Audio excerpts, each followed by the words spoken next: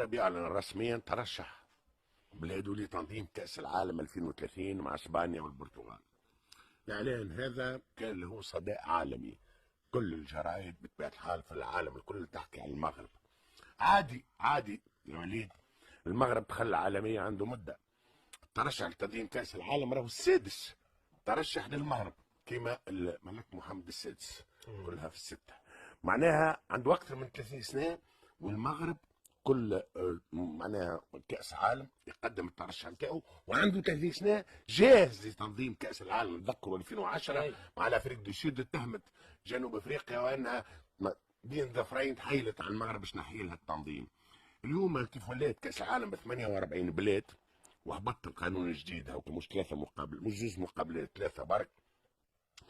حالفة المغرب مع جيرانه اسبانيا والبرتغال وما ادراك. الحقيقة كيف ريت المغرب الشقيق شدد صحيح باش ينظم كأس العالم، حليت عليه الكتاب شوية نشوف المغرب، وكتاب كبير ياسر. وقفت عند عام 2022 بالطبيعة الناس كل تعرف قطر 2022 المغرب العالمية، المغرب الرابع لأول مرة في التاريخ فريق عربي معناها افريقي يوصل للعالميه. جيت نشوف كاس افريقيا للنوادي نلقى المغرب هزتهم الكل. المغرب في الرجال بالطبيعه تعرفوا الوداد وفي ونهضه بركان كاس الكاف، والاخرى رابطه الابطال. في النساء الفار هزت كاس افريقيا لاول مره في التاريخ، بلاد تهز كوس افريقيا الملمه، واللي فما رجال ونساء بلاد واحده. نحكي عن النساء نتاع المغرب، واحنا نحكي على تونس مرة ونصف الى اخره. المغرب في نساء تسمع يا وليد امان يا وليد وايمن، وصيف بطل العالم للامم. المغرب مترشح لكاس العالم 2023 بتاع النساء. المغرب مترشح لكاس العالم اللي اقل من 17 سنه للنساء. معناها المغرب عنده اجيال واجيال. حاسيلوا المغرب لما واللي فما رجال ونساء. يقولوا عنده رئيس جامعه سي فوزي لقجه يتحرك ياسر، وهو اللي عامل هذا الكل. نقول لهم لا، مش صحيح. هذه دولة تتحرك، وقت اللي ترى هذا الكل هذه دولة تتحرك، دولة راهنت على الرياضة والكرة بالأساس. هذه سياسة الدولة، صح عليهم وصح النوم يا تونس. حسيلوا خلاصة القول، وهذا اللي يهمنا. هما عندهم الدار البيضاء، واحنا ما بقى لنا كان نهزوا العالم الابيض.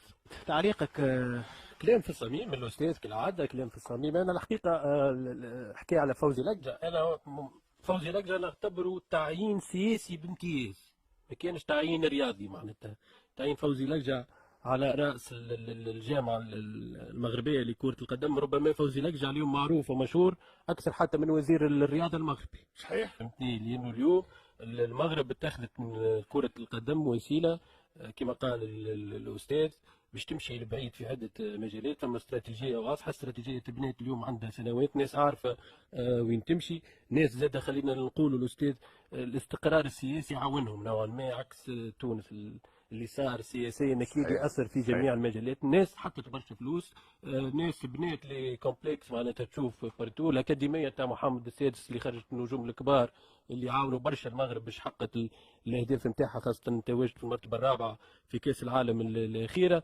اليوم حتى اللاعبين مزدوجي الجنسيه ما عادش يخموا برشا باش يجيوا للمغرب وباش يضيفوا من الناحيه الرياضيه. ايمن خاطر كي يشوفوا الدوله شنو قاعده عامله، يشوفوا قيمه المغرب، يشوفوا الناس شنو قاعده تحكي على المغرب. اليوم صدفتني الومضه الترويجيه نتاع لقاء المغرب والبرازيل الودي. صحيح استاذ، حاجه روعه، حاجه روعه. انا ما نذكرش احنا استغلينا مقابلتنا مع البرازيل باش عملنا حاجه ولا روجنا الحاجه، ولا قعدنا كان في حكايه التسيكر وشكون باش ياخذ التسيكر وشكون باش يمشي وشكون باش يجي وشكون باش يدخل. حاسيلو معناتها ناس كما قال الاستاذ اليوم اعلى هرم السلطه. عملنا فيش مخدومه بينت، اي مايكروسوفت بينت. اعلى هرم السلطه قاعد يصرف على الرياضه، قاعد ينفستي في الرياضه. ناس تعرف تمشي، ناس تعرف قيمه الرياضه اليوم ودورها حتى من الناحيه السياسيه، من الناحيه السياحيه، من الناحيه الثقافيه. هنيئا لهم. واحنا على غالب لازمنا نخدموا برشا، لازمنا نتعبوا برشا، لازمنا نبدلوا برشا حاجات كي نحبوا نوصلوا على الاقل شويه وين نوصلوا. متر ما غير الدفع السياسي والدوله، الفيدراسيون تاع المغرب ولا فوزي لقجع ولا غير فوزي لقجع ما كانش ينجم يعمل حتى شيء. وهذا الغايه من الافتتاحيه اللي عملتها اليوم. انا نفرح برشا للمغرب، نفرح. المغرب بلاد نحبوها، بلاد نورتنا، بلاد عاطفنا معاها، بلاد شيختنا في كاس العالم، بلاد خليتنا وقت اللي تونس خرجت كملنا نتبعوا في كاس العالم واحنا باهتمام، ومش نتفرجوا برك وانما نتحمسوا. دونك ولكن في نفس الوقت تعطي فينا في الدروس، تعطي فينا في الدروس. شنو هو الدرس؟ الدرس الاولاني هو انه راهي كرة القدم مش رياضة، راهي كرة القدم سياسة دولة، راهي كرة القدم تجيب لك السياح. راهو تتذكروا في الارجنتين كي مشيت تونس عام 72 الارجنتين وانا عشتها، راهو كله تونيزيا ما يعرفوش تونس، ولا ما يعرفوش تونس، عرفوها بفضل كرة قدم محمد الجمودي ربي يشفيه وربي يطول في عمره، هو اللي عرف بتونس. معناها سامحني تستثمر هاك فاش تستثمر.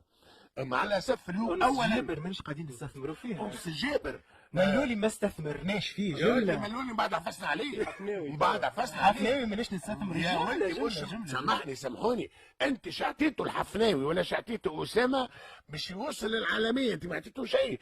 راهو هذا من برا مشاو خدموا لبرا وترنوا لبرا وقراوا لبرا وعملوا فورماسيون مع مدربين لبرا تيزيكم يا ولدي. عليه معناها حطمتوا المواهب اللي موجوده. النقطه قلت لك الدرس الاولاني وانا سياسه الدوله زي الدرس الثاني، وهذا علاش انا جبت في الاخر قلت احنا الرايه البيضاء ماينه صح عليكم يا مغرب ما تونس ماينه. عليه خي اسمه رئيس الجامعه فوزي لقجع ولا شكونه، ما هو يخدم مع الدوله، يخدم مع وزاره الرياضه، يخدموا مع بعضهم في نفس الاتجاه. احنا اليوم على سف ايش الراو اليوم الراو وكأن اعداء ضد بعضنا. يا ودي شنو هي الحكايه الكل؟ معناها سامحني علاش ما نحطوش اليد في اليد ومش لغه خشبيه؟ راهو يا ودي شنو هي كوره، راهي كوره تنجم توصلك، معناها تنجم تعطيك اللي انت ما تحلمش بيه. يا ودي انس جابر العالم الكل يحكي عليها لخاطرها تونسيه. يونس شعتيناها احنا في تونس ما عطيناها حتى شيء. ما عطيناش كي وصلت وحدها حتى باش نستثمروا في الايماج نتاعها للترويج لتونس، باش نعطيو رسائل، باش نعطيو قيم، ما عملنا حتى شيء. لا مع الحفلات لا مع الملول، ما حتى شيء ولا انت تدعو اذا انه يحطوا اليد في اليد معناتها وينساو الخلاف بالطبع. يا ودي هل تعتقد ان هذا ممكن اليوم؟ ممكن يعيشك مش ما بيناتنا حرثه ولا ورثه بعد تحجير السفر وبعد يا كذا ودي ممكن تحجير السفر ماهوش وزير الرياضه امور اخرى. معناها يا ودي حطوا اليد في اليد بيخدموا مع بعضكم. شنو عندكم حرثه ولا ورثه؟ وسامحني الاثنين راكم ماشيين